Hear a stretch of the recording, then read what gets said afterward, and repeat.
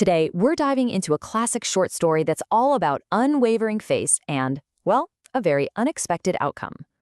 You know, they say faith can move mountains, but what or who should we really put our faith in?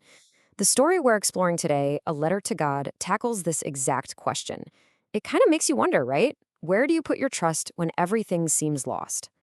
All right, so to really get into this, we've got to meet our main guy and get a feel for his world. So our story is all about this guy, Lensho. He's a hardworking farmer, and his house is literally the only one in the entire valley. I mean, talk about isolated. His entire life, his whole livelihood, it all comes down to the weather. His world is pretty simple, just his field, his family, and the big open sky. I love this line, an ox of a man. It tells you so much, right? He's this tough, earthy guy, works like an animal. But, and this is key, he knows how to write. And even more important than that, he has this incredibly simple but really powerful faith. He just believes there's a divine power watching over everything. So what's he hoping for? Just one thing, a good rain. That's it. A nice downpour for his cornfield would mean a great harvest, and that would set his family up for the whole year. Pretty simple, right? But you know how stories go. Just as those clouds start to gather on the horizon, his simple hope is about to be tested in a really dramatic way. And at first, it's perfect. The rain starts to fall, and it's exactly what he's been praying for. He sees those raindrops not as water, but as new silver coins. You can just feel his relief, right? Each drop means money, prosperity, a good future for his family. And then, bam, suddenly it's not just rain, it's hailstones. Large hailstones. It's such a perfect example of how quickly a blessing can turn into a curse, you know? That hopeful shower just morphs into this destructive monster, and there's absolutely nothing he can do about it. And just like that, it's over. In about an hour, the hailstorm has wiped out everything. The field is totally destroyed. The story describes it as being as white as if covered with salt. Can you imagine? A whole year of back-breaking work, just gone, in an instant. So what do you do when you've lost it all? When every single earthly option is gone? Well, for Lensho, there was still one hope left. He turns to the only thing that hasn't been destroyed, his unshakable faith. He truly believes that God sees everything and that God would never, ever let his family starve. So what does he do? He does something pretty extraordinary. It's this act of just pure, simple faith. He sits down and writes a letter addressed directly to God. He explains what happened and asks for exactly what he needs, 100 pesos, to get his family through and to plant a new crop. Now, you can probably guess what happens next. This letter, addressed simply to God, shows up at the post office. I mean, can you imagine being the mail carrier that day? Of course, it causes a bit of a stir, and eventually it lands on the desk of the postmaster. And the postmaster's reaction is just fantastic. At first, he just laughs. I mean, who wouldn't? But then, something shifts. He's genuinely moved by this.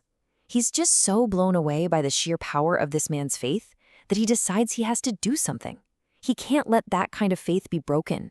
So he decides to answer the letter himself. Okay, so now the postmaster has a plan. He's going to perform an act of charity, but he's going to make it look like a divine miracle, a really kind gesture, right? But here's the thing. This act of kindness is going to have some, let's just say, unforeseen consequences. So he gets to work. He goes around the post office collecting money from his employees, and he even chips in a good chunk of his own salary. But even with everyone pitching in, he just can't scrape together the full amount Lensho asked for. Now, this is super important. Remember, Lensho didn't just ask for some money. He asked for a very specific amount, 100 pesos. So the postmaster puts what he collected into an envelope. He signs it with a single word, God. And Lensho gets this letter back, and inside, there's only 70 pesos. Now, don't get me wrong, that's an incredibly generous act of kindness from these people. But, and this is the critical part, it's not the full 100. And this is where things get really interesting. What's Lensho's reaction? Is he surprised? Thankful? Nope.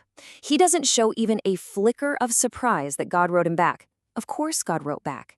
His faith is that absolute. But when he counts the cash, he gets angry. Furious even. Why?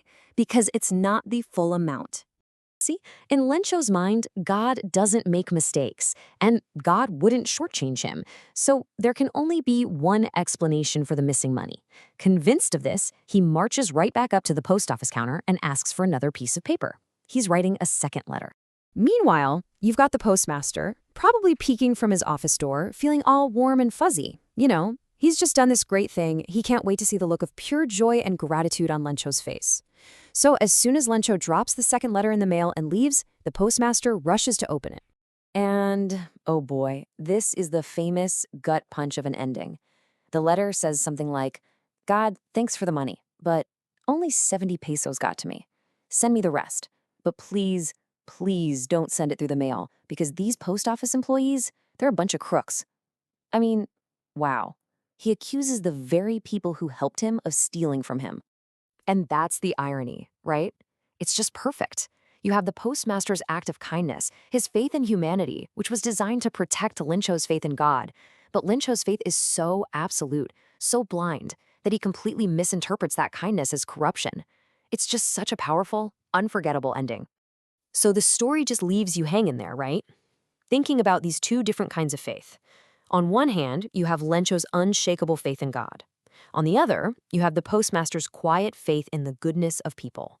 And the story just brilliantly smashes them together. It really makes you think about kindness and how things aren't always what they seem and how easily we can misunderstand each other. It's what makes this story stick with you. So I'll leave you with that question. Who do you think really had the stronger faith?